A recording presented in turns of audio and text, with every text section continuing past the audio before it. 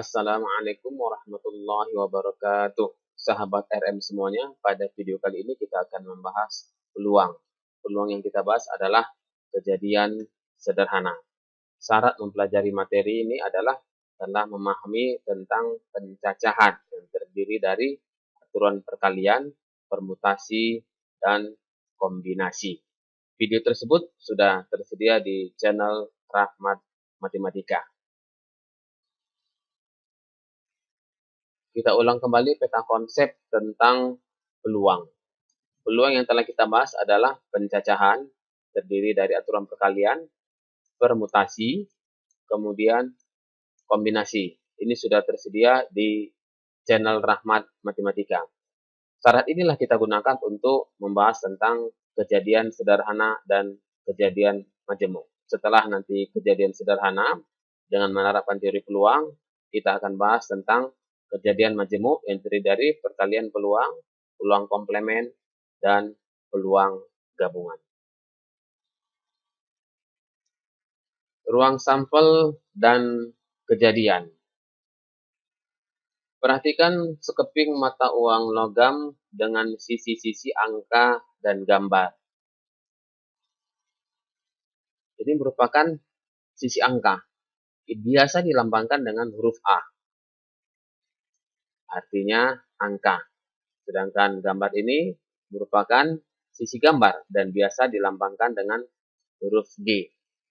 Sehingga ruang sampelnya adalah angka, kemudian gambar. Ruang sampel itu biasa dilambangkan dengan huruf S. Angka, gambar. Sedangkan jumlah ruang sampel, lambang itu dibuat NS, ada 2. 1, 2. Misalkan mata uang logam dilambungkan 1 kali, berapa peluang yang muncul adalah angka. Itu adalah termasuk kejadian. Demikian juga, misalkan sebuah mata uang logam dilambungkan sekali, berapa peluang yang muncul adalah sisi gambar. Dan itu juga termasuk kejadian. Jadi kejadian itu adalah bagian dari ruang sampel.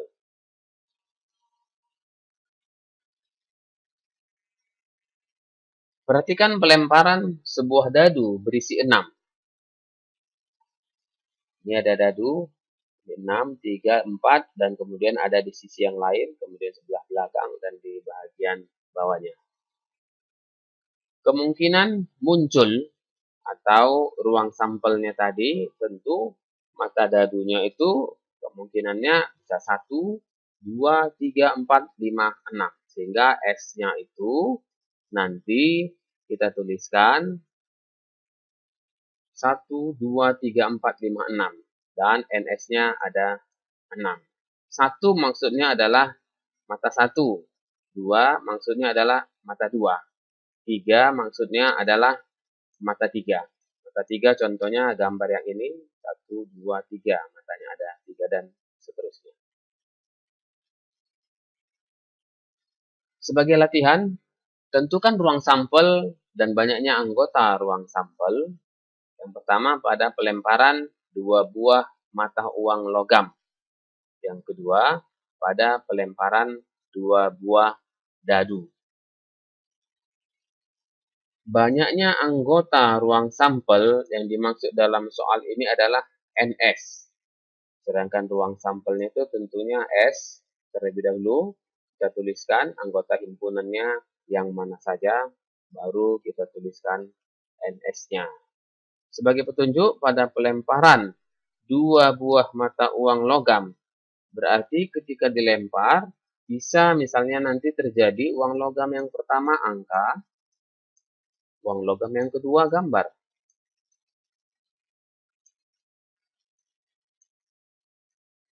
Tentu bisa juga yang lain. Demikian juga pada pelemparan 2 buah dadu, nanti bisa kita tuliskan kalau untuk 2 buah dadu, kita buat tabelnya. Misalnya dadu yang pertama di sini, kemudian yang ini dadu yang kedua. Ini contoh. Kemudian kita isikanlah. Ini 1, 2, dan seterusnya. Demikian juga yang di sini 1, 2, dan seterusnya. Kemudian kita buat kejadian-kejadian yang muncul, dan inilah nanti ruang sampelnya, kemudian kita tuliskan NS-nya. Peluang suatu kejadian. Jika semua titik sampel dalam ruang sampel S berpeluang sama untuk muncul dengan banyaknya anggota NS, dan A merupakan suatu kejadian atau peristiwa dengan banyaknya anggota NA, maka peluang munculnya kejadian atau peristiwa AA dalam ruang sampel S adalah PA. Artinya inilah yang dimaksud dengan definisi peluang tadi. Tentu syaratnya berpeluang sama. Kalau nanti dia tidak berpeluang sama, rumus ini tidak berlaku. Harus kita lihat lagi ketentuan-ketentuan yang lain dari soal tersebut. Jadi PA-nya itu sama dengan NA per NS. Dengan demikian kita cari dulu S-nya, kemudian NS-nya kita hitung. Kita cari dulu A-nya yang mana, anggotanya, kemudian NA-nya kita hitung, barulah kita memperoleh peluang kejadian A tersebut. Kisaran peluang adalah 0 sampai dengan 1. 1 itu kejadian pasti, sedangkan 0 itu kejadian mustahil. Misal, kejadian mustahil itu sebuah dadu dilambungkan 1 kali. Maksud dadunya adalah dadu bermata 6. Berapakah peluang? Yang muncul adalah mata dadu 7. Ini kejadian mustahil, peluang mustahil. Tidak akan pernah terjadi.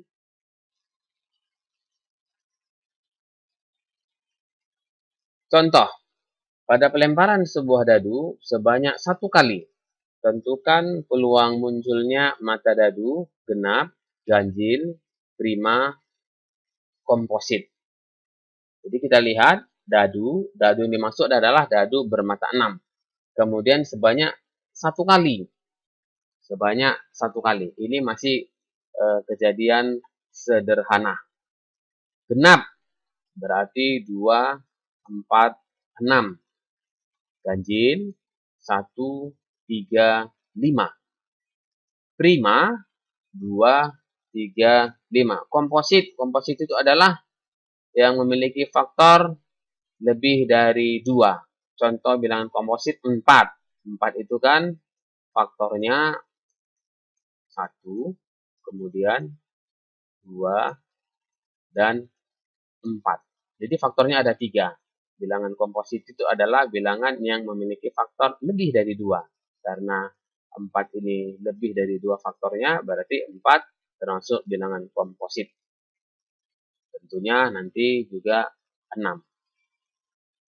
Alternatif penyelesaian. S atau ruang sampel 1, 2, 3, 4, 5, 6. NS-nya tentunya 6. Sekarang kita bahas yang A. Misalkan adalah kejadian muncul mata dadu genap. Maka tentu A-nya tak berarti 2, 4, 6.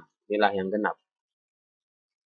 Jumlahnya, NA-nya ada 1, 2, 3. Ada 3. Sekarang kita tuliskan peluang A. Kita tulis dulu rumusnya. Ini sama dengan NA-nya ada 3. NA-nya 3, NS-nya ada 6. Berarti 3 per 6. Atau disederhanakan 1 per 2.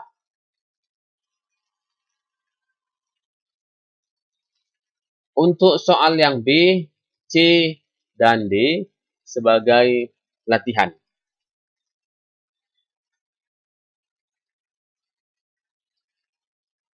Contoh yang kedua. Sebuah kotak berisi 4 bola hitam, 7 bola putih, dan 3 bola merah. Jika 1 bola diambil dari dalam kotak tersebut, tentukan peluang bola yang terambil berwarna A. hitam, B. putih, yang C. merah. Jadi ada 3 soal, A, B, C.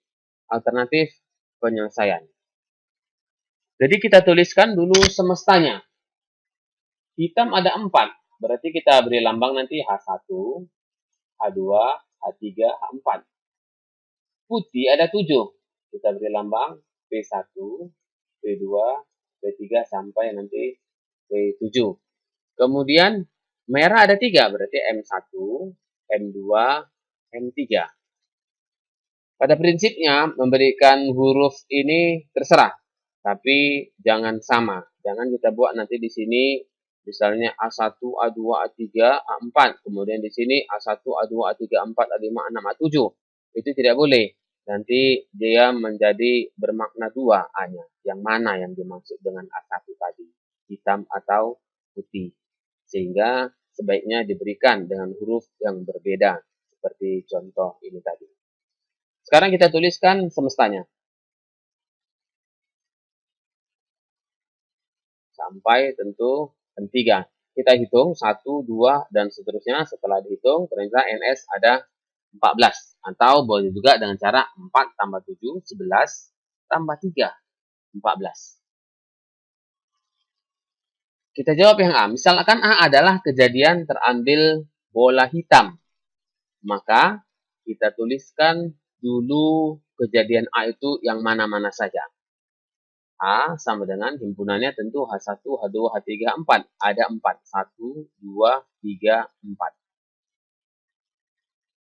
Kemudian kita hitung peluang A. Kita tuliskan terlebih dahulu rumusnya. Peluang A sama dengan NA per NS. NA-nya ada 4, sedangkan NS-nya ada 14. Berarti 4 per 14. Atau sama juga dengan 2 per 7. Untuk B dan C sebagai latihan. Agar lebih mantap lagi pemahamannya, perhatikan contoh 3 berikut ini. Dalam kantong ada 6 kelereng merah dan 5 kelereng putih. Jika diambil 4 kelereng sekaligus, secara acak tentukan peluang terambil kelereng. Yang A merah dan yang B putih. Alternatif penyelesaian. Jadi kalau kita perhatikan soal ini, kelereng merahnya ada 6. Bisa kita lambangkan misalnya dengan M1, M2, M3, M4, M5, M6. Kemudian kelereng putihnya ada 5. Bisa kita lambangkan nanti dengan P1, P2, P3, P4, dan P5. Sekarang kelereng yang terambil langsung 4 kelereng. Jadi bisa nanti kejadiannya yang terambil itu merah semuanya. Berarti M1, M2, M3, M4. Tapi bisa juga nanti yang terambil kelereng itu putih semua. P1, P2, P3, P4. Ini sekali pengambilan. Bisa juga terjadi nanti kelereng yang terambil itu adalah M1, M2. Berarti merahnya ada 2. Yang pertama dan yang kedua. Tetapi yang 2 lagi putih. P1, P2. Dan berarti yang terambil itu M1, M2, kemudian P1, P2. Dan banyak kemungkinan yang lainnya. Bagaimana caranya? Perhatikan video ini sampai selesai. S atau semestanya M1, M2, M3, M4. M1, M2, M3, P1, dan seterusnya. Tentu kalau kita menuliskan seperti ini, itu bisa nanti terjadi ada yang tertinggal. Kemudian membutuhkan waktu yang cukup lama. Lalu kita manfaatkan cara kombinasi yang telah dibahas di channel Rahmat Matematika. Kelereng yang diambil 4 kelereng. Kemudian untuk menuliskan semestanya, ruang sampelnya, ini tadi ada 6 kelereng merah, kemudian 5 kelereng putih, berarti ada 11 kelereng di dalamnya. Berarti pengambilan 4 kelereng dari 11 kelereng yang ada, atau kombinasi 11, 4.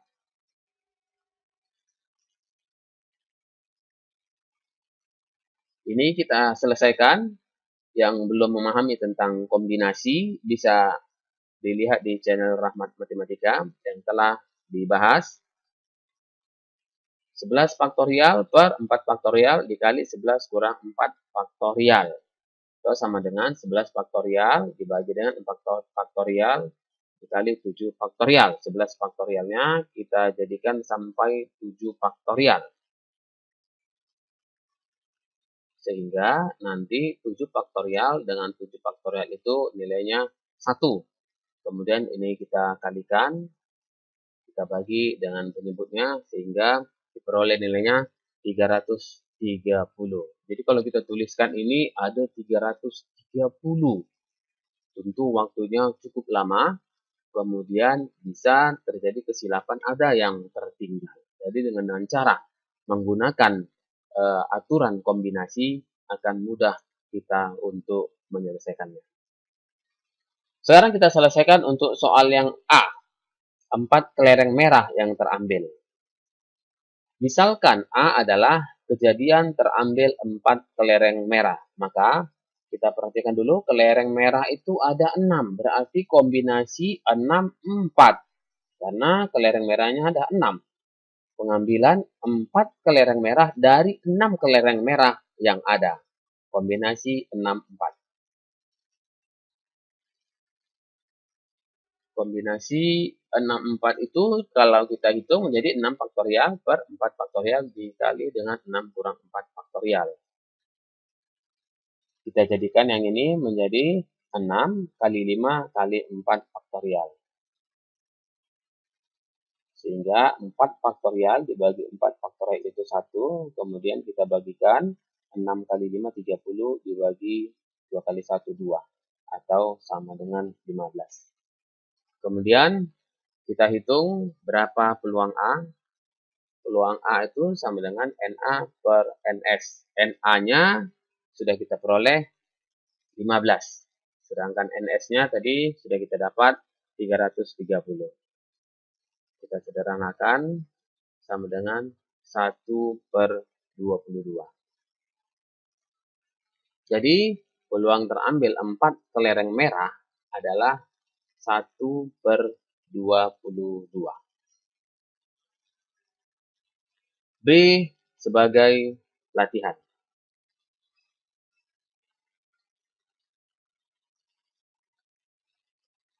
Sahabat RM semua, ingatlah, kita mempelajari peluang ini adalah untuk berpikir kritis.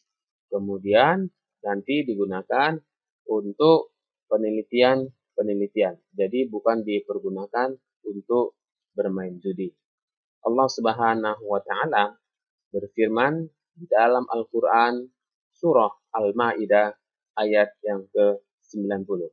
A'udzu billahi minasyaitonir rajim. Bismillahirrahmanirrahim. Ya ayyuhalladzina amanu innamal khamru wal maisiru wal ansabu wal azlamu rijsum min amali syaitan. Rijsum min amali syaitan fajtanibuhu la'allakum tuflihun. Yang sekira maknanya, hai orang-orang yang beriman, sesungguhnya meminum khamar, maisir atau berjudi, berkorban untuk berhala, mengundi nasib dengan panah adalah termasuk perbuatan syaitan. Maka jauhilah perbuatan-perbuatan itu agar kamu mendapat keberuntungan. Quran Surah Al-Maidah ayat yang ke-90. Sahabat RM semua, kemudian ingatlah hadis yang diriwayatkan oleh Abu Daud. Kita tampilkan matanya saja. Bismillahirrahmanirrahim. Man la'iba bin nardi faqad asallaha wa rasulah. Yang sekira maknanya, barang siapa bermain dengan nar atau dadu, maka ia telah mendurhakai Allah dan Rasulnya. Hadis diriwayatkan Abu Daud nomor 4940. Sebagai bahan pustaka, perhatikan daftar pustaka berikut ini.